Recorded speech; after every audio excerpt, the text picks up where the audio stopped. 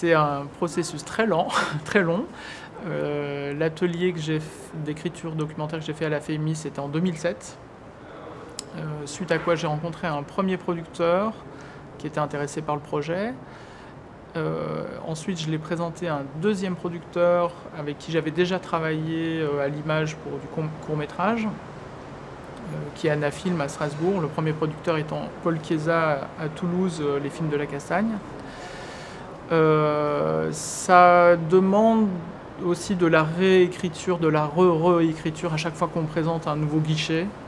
Donc ça demande de se repositionner par rapport à son propre projet un certain nombre de fois. Ma collaboration avec le fictif s'est très bien passée. Ça a été vraiment un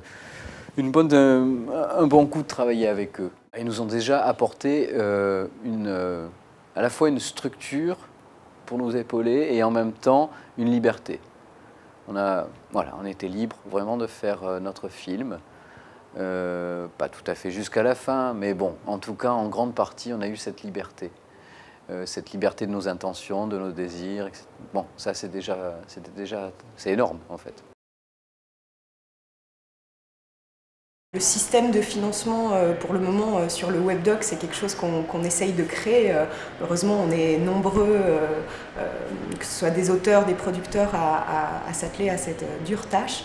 Et donc nous, on n'a eu aucun financement public sur ce projet. C'était notamment un investissement de la part de la société de production Inédise et puis des différents auteurs qui ont accepté effectivement de travailler avec certaines contraintes financières qui étaient imposées d'emblée par le manque de financement sur le WebDoc. Et donc le financement participatif, c'est une idée qui est venue assez tôt. On a voulu lancer ça quasiment dès le début de notre collaboration pour vraiment assurer un minimum vital à ce projet. Ça sert aussi à créer un lancement du projet qui est toujours, souvent quand on lance une campagne, on n'est pas du tout abouti, parfois l'histoire n'est même pas écrite, c'est vraiment en train de germer.